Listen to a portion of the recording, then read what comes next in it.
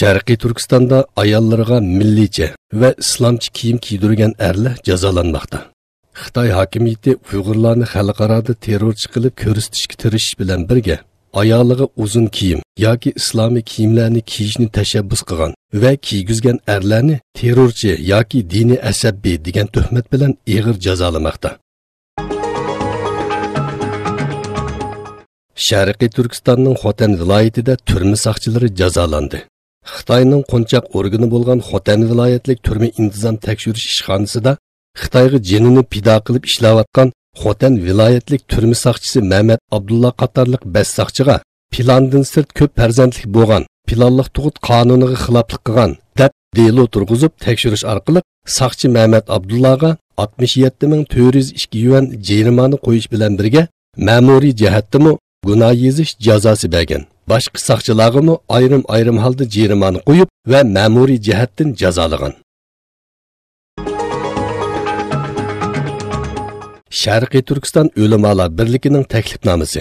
Sharqiy Turkiston O'limalar birligi Istanbuldagi barliq ayol Uyg'urlarni vaz nasihat faoliyatiga taklif qiladi.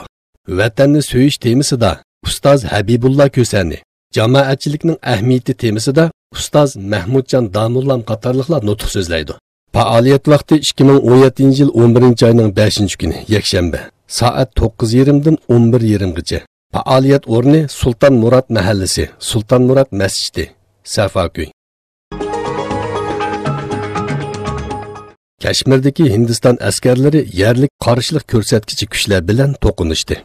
Soqchi xodimlari Sambora yezisidagi Hindiston askarlari bilan yerlik qarshilik ko'rsatkichilar orasida yuz bergan mazkur to'qinishda Hindistonning 2 askari bilan bir necha qarshilik ko'rsatkichilarning o'lganligini bildirgan.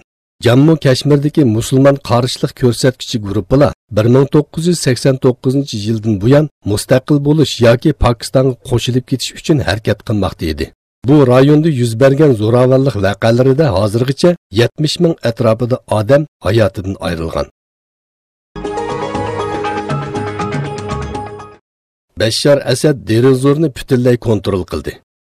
Bashar Asad hokimiyati Suriyada Rossiya aeroplanlarining yordamida neft zapisi mo'l bo'lgan Derizorning kontrolligini butunlay qo'lga kirgizgan. Bashar Asad qismlari Derizorda to'qinishlarning oxirlashganligini, mahallalarda tozalash harakati boshlanganligini bildirdi. Bashar Asad hokimiyati bundan 3 oy burun neft zapisi mo'l bo'lgan Derizorda Daeshning qo'rshovini bo'sib tashlagan edi.